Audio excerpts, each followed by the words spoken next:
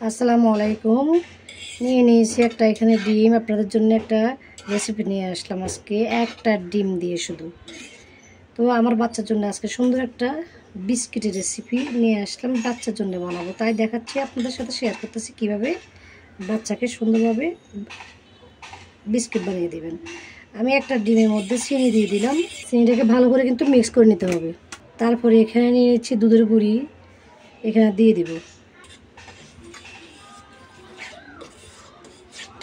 ভালো করে ডিম আর দুধের গুঁড়িকে এত ভালো করে মিক্স করতে হবে যেন কোনো রকম দানাদার না থাকে।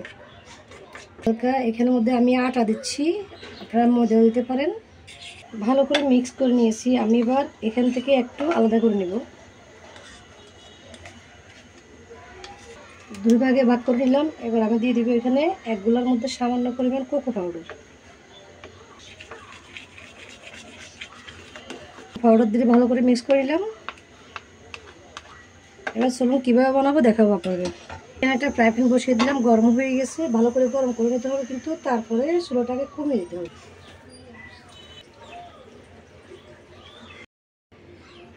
এইভাবে আমি একটা একটা করে দিয়ে দিচ্ছি। এবার এভাবে হালকা করে একটু উল্টিয়ে দিব।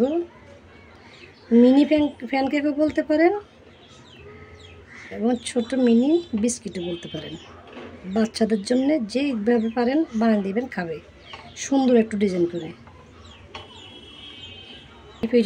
দুই প্যাকেটই হয়ে গেল। এবার আমি নামিয়ে নিচ্ছি।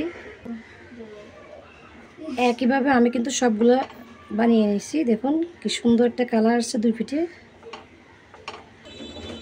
দেখুন তাহলে সবগুলো আমি ছোট মিনি প্যানকেক বলেন আর বিস্কিট বলেন নামিয়ে নিয়ে আসলাম। সবগুলো হয়ে গেছে। একটা ডিম দিয়ে কতগুলো বানিয়েছি আমি। তাহলে এক পাশে এক কালার, দুই দিকে কিন্তু দুইটা কালার। এই সাইডটা হচ্ছে কোকো পাউডার দিছি, এটা হচ্ছে কোকো পাউডার ছাড়া। তাহলে কোনটা ভালো লাগে অবশ্যই কমেন্টে জানাবেন। একেবারে সংক্ষেপে ছোট মিনি প্যানকেক বা ছোট বিস্কিট বানিয়ে নিলাম বাচ্চার জন্য। আজকের রেসিপি একেবারে সহজভাবে শেয়ার করলাম। কেমন লাগলো কার কাছে জানাতে বলবেন না, আর আমার চ্যানেলটাকে সাবস্ক্রাইব করে আমার পাশে থাকতে বলবেন না।